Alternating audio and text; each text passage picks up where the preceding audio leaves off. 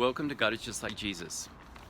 Right now I'm working on book number 2, which is Jesus' healthy compassion and his healthy fierceness and clean anger, and how those two things combine and produce an amazingly healthy person named Jesus that we can worship and emulate.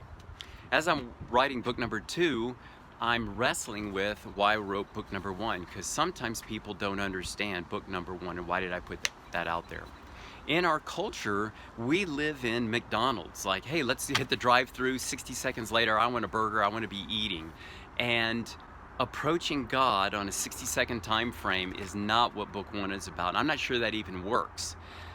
Book 1 was about wrestling with who Jesus is, and specifically when the disciples, those people that were saying yes to him, as opposed to the Pharisees, the people who are saying no to him, when the people that say yes to Jesus, when they fail in sin, how does Jesus relate to them? Does he kick them to the curb? Does he reject them?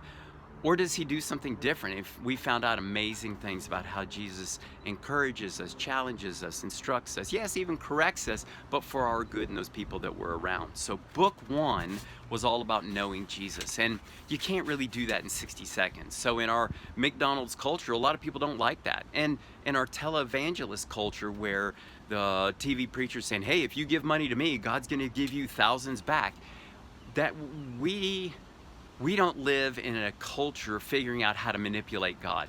That's not real spirituality. That's televangelist la la land. And so book number 1 was not either of those two approaches. So I wanted to talk about why I wrote book 1. And some years ago, I don't know, it's 10, 15 years ago, I wrote a list of the top 10 reasons why God is Just Like Jesus was so important. And I gave that to a ministry leader that this organization could use material, the God is Just Like Jesus material, in their studies and classes and some stuff. And item number 1, you'll think this is a little strange, but item number 7 was it protects you from cults. And that was kind of an unusual one to wrestle with. And then this week I was reminded why that was so important. I was looking at a news article, and there was a Kenyan starvation cult where a cult leader told supposed Christians, I don't know if they were or weren't, that if they starved for 40 days, they would meet Jesus. And a number of adults and their children, as sick as that sounds, they did this thing, and I don't know if it's 1 dozen or 2 dozen died fasting under the influence of this cult leader.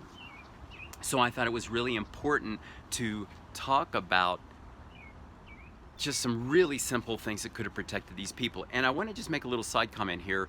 So much of our American and maybe European culture, there's discrimination against true Christians. And we can have people throw things in our face all the time in terms of, this Christian cult, whatever. But I did some research, and I tell you what, Buddhist and Hindu meditation camps and whatnot, it can lead into cult-like situations and full cults where the people are said, hey, you want to meet your guru, whatever, fly to India. And as I'm reading on the internet and researching this stuff, they will be trapped in places where they can't leave, and they're sexually abused and financially wrecked.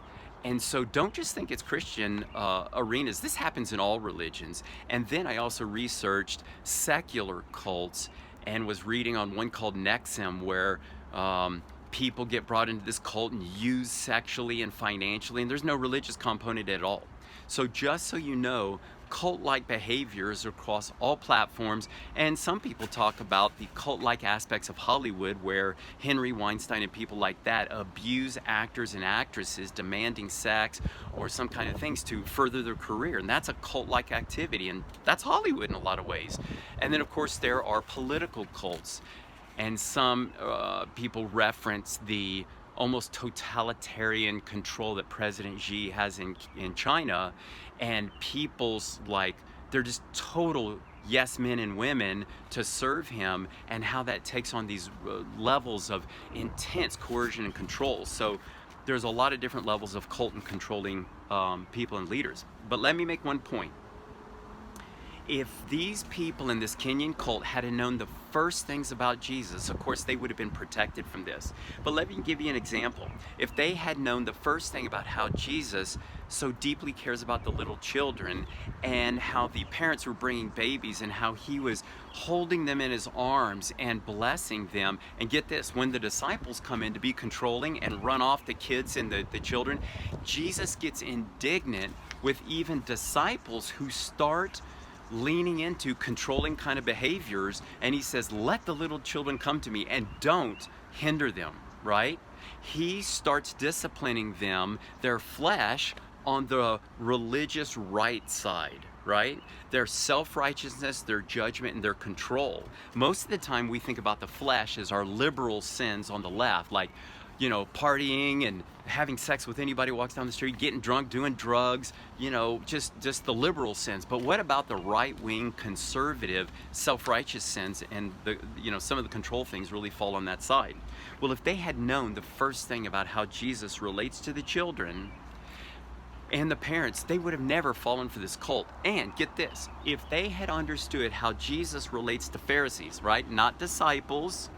And I'm not going to talk about how he relates to people, how he related to the controlling, coercive Pharisees.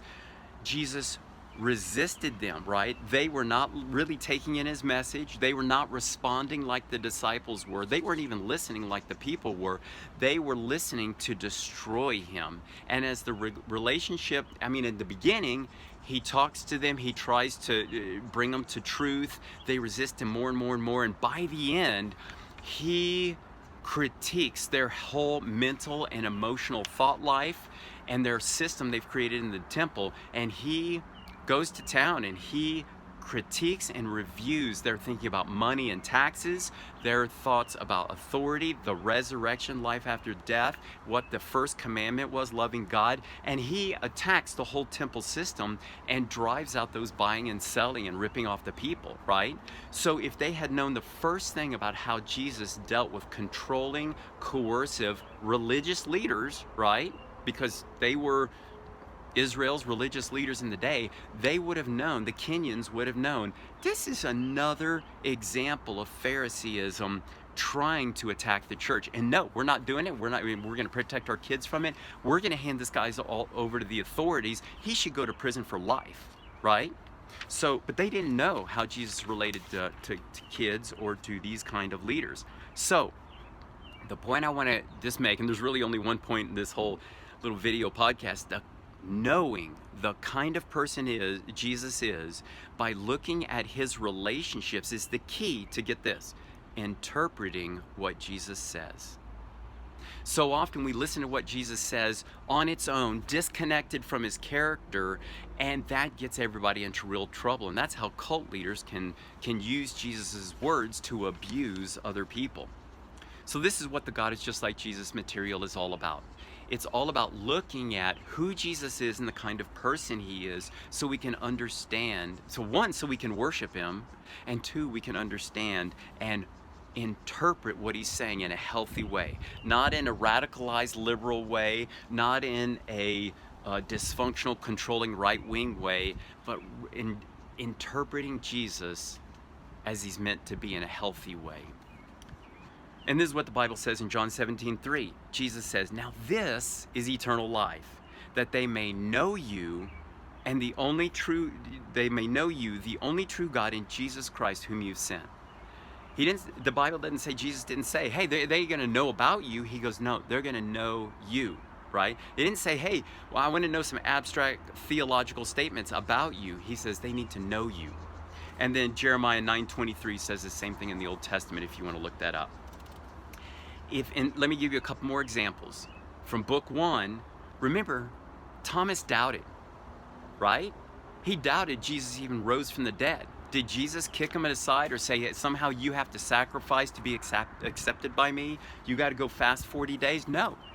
He confronts Thomas on his unbelief. He challenges him. He goes, put your fingers here in my wrist. Put your finger in my side. Believe, don't doubt. Yes, he challenges Thomas, but he doesn't control, coerce, or cast him aside for failure. Peter sank on the water. Did he cast him away? No. He says, Peter, keep your eyes on me. Why did you doubt? You didn't have to. You go the whole distance next time. The disciples, they sinned arrogantly, arguing about who's the greatest 3 and 4 different times, even up until Jesus' last day before he was killed. Jesus never controls them. He never shames them or condemns them. He does challenge them. He does say, I want you to be great. It's really important how you go about it. Serve.